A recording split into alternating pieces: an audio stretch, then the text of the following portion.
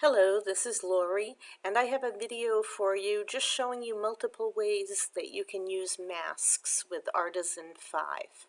I'm going to be using some papers from the Ginger Scraps collab Cold Hands, Warm Heart, and the mask is from Sea Trout Scraps fan group on Facebook. This is the mask itself. It's just a ping file, and you can see when I move it off the page, it's got some texture or some different opacity levels in it. And there are many different ways to work with a mask now very easily in Artisan 5. So a few different things that you can do have to do with effects. First off, I am going to get a photo that I will use. This one right here. And I'm just going to flip it because obviously the orientation was wrong. And when I use this photo, I can right mouse, choose effects, and edit. And then there are different types of effects that I'm going to show you. We're going to start with inserting a mask layer. That's the most obvious, the one that's probably most typical. And I can go here under my options, and I can say from my computer, because of course I keep all mine in a Windows folder. And this is the mask, that's where it's living. And this is what it looks like. I'm going to keep it on the alpha channel and just say OK. And you can see, let me move this over a little bit, you can see that it keeps the different opacity areas. Let me move it over here.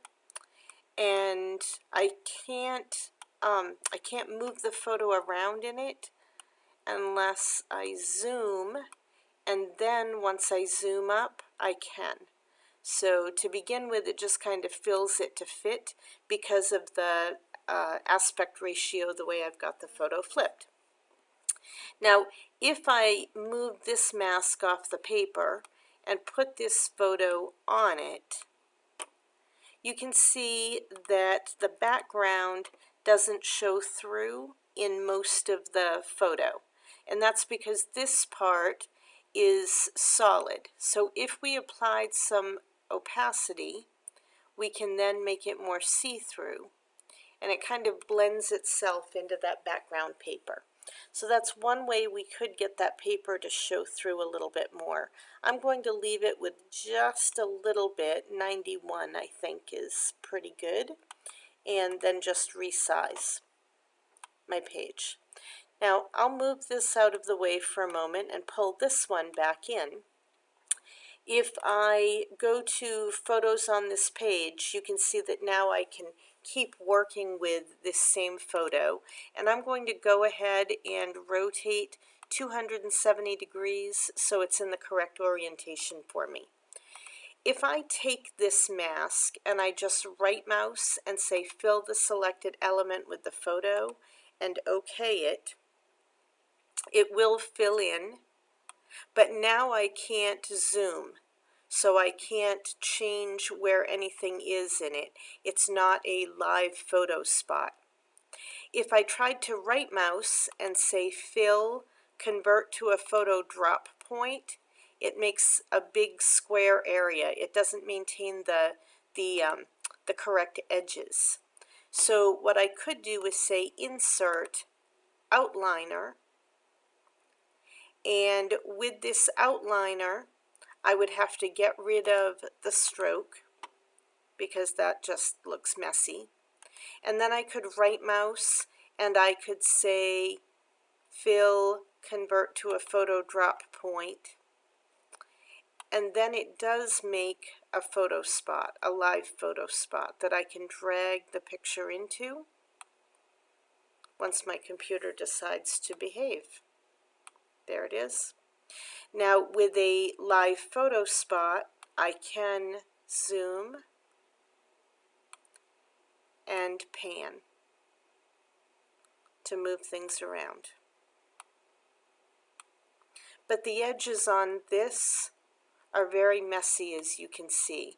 So using that outliner when you have a nice blended mask like this just isn't the most logical choice. It's this first choice when I did the effects that gives it the best sort of a look, that fills it the right way. Now, there are a couple of other things that I could do too. I'm going to just pull this photo over. I'll delete and move these out of our way. I could do right mouse and effects, edit, add an effect. So it's the insert a mask layer that we did before. I could also insert effects from an art kit, and that's really cool because you have these certain cutouts, all of these cutouts, and you can select any one of those and it will apply that effect also. Now let me move that back out of the way and this mask back onto the page. I'm going to zoom and recenter a little bit more, like I might choose to use this. I can also resize this mask to change the aspect ratio to make my photo fit better if I want to. Another cool thing I can do is go back to the right mouse effects edit, and now I can add a blend layer. I can insert a blend layer. Now when I do that, I have a choice under my pattern and I can put anything I want there. What I'll do is go get another paper from that collab kit. I think I'll take this one with the bokeh, right mouse and copy that. Then I can go into this pattern, I can say paste. Once it pastes it, can you see the pattern? It puts that bokeh pattern. And then I do have an opacity button, a slider, so I can change the opacity. And it will basically change what is effectively the blending effect. Now while you might not choose to do this on a photo, it is a really cool look if I were to fill this this mask with paper. So I have some other papers here. I'm going to insert this paper, and you can see that even with that patterned paper, the bokeh shows through because I added that effect, right mouse, effects, edit, that add an effect, the blend layer.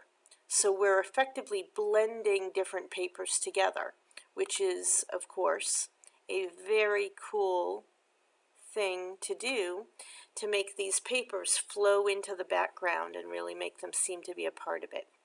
So that's just a few different things that you can do with masks.